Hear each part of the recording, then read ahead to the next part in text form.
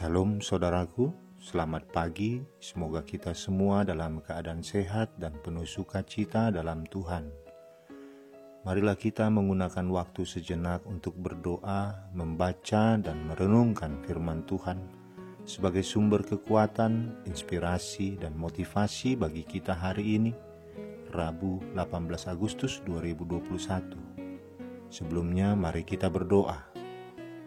Bapa di sorga, kami bersyukur atas hari yang indah ini, hari yang penuh harapan. Kami akan merenungkan firman-Mu. Kiranya Roh Kudus menerangi hati dan pikiran kami, agar kami sungguh memahami firman-Mu. Dalam nama Tuhan Yesus Kristus kami berdoa. Amin. Firman Tuhan yang menyapa kita di pagi ini, Amsal 29 ayat 23. Keangkuhan merendahkan orang, tetapi orang yang rendah hati menerima pujian. Demikian firman Tuhan. Saudaraku, keangkuhan adalah suatu sifat yang suka memandang rendah kepada orang lain. Keangkuhan sejajar dengan tinggi hati, sombong, congkak. Ada banyak alasan seseorang bersikap angkuh. Ada yang bersikap angkuh karena ingin lebih unggul dari orang lain, ingin menjadi pusat perhatian, ingin terlihat baik di depan banyak orang, dan ingin dipuji. Tetapi firman Tuhan hari ini mengajarkan prinsip yang terbalik dengan hal ini. Justru orang yang angkuh akan direndahkan, dan orang yang rendah hati akan menerima pujian. Karakter angkuh atau sombong memang tidak disukai karena cenderung meremehkan sesama atau merendahkan martabat orang lain. Tidak ada seorang pun yang nyaman bergaul dan bersahabat dengan orang yang angkuh. Justru pada akhirnya orang yang angkuh bukannya dipuji, malah akan dicemooh. Sebaliknya, orang yang rendah hati sangat disukai. Orang yang rendah hati akan memiliki banyak teman, karena orang suka bergaul dengan mereka. Orang yang rendah hati akan diteladani dan dicintai banyak orang. Saudaraku, sebuah truk besar terhenti di bawah kolong sebuah jembatan karena atap bagian belakang truk itu terhambat 2 cm. Jika dipaksakan, atap bak truk itu tentunya akan rusak. Truk itu harus melintasi jalan di bawah kolong jembatan itu karena hanya itu satu-satunya jalan yang ada. Supir truk itu menjadi bingung bagaimana harus bertindak. Atap bak truk itu dibuat menyatu sehingga tidak mungkin membukanya.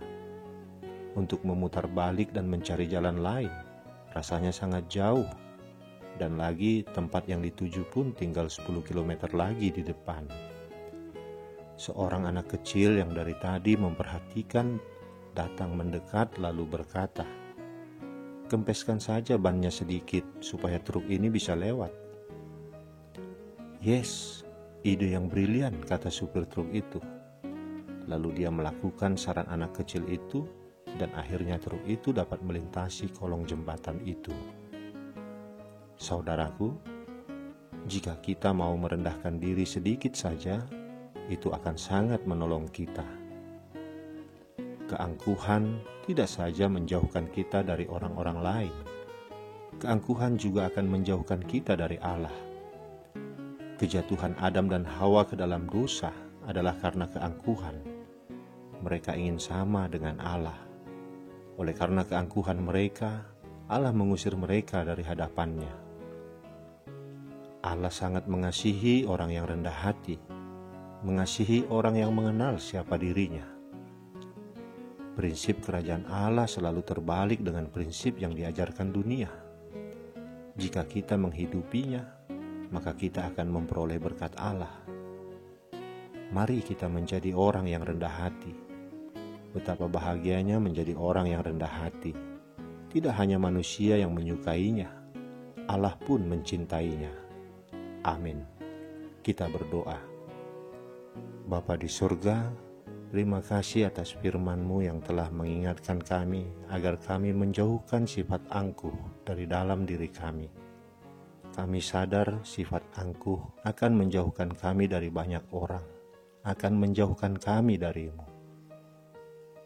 Tanamkanlah sifat rendah hati dalam diri kami ya Tuhan, agar kami semakin dekat kepadamu dan layak berada di hadirat-Mu. Kami mau menjadi orang-orang yang rendah hati, karena Engkau sangat mengasihi orang-orang yang rendah hati. Terima kasih Bapa. Dalam nama anak-Mu Tuhan Yesus Kristus kami berdoa. Amin. Selamat beraktivitas saudaraku. Tuhan memberkati kita. Salam.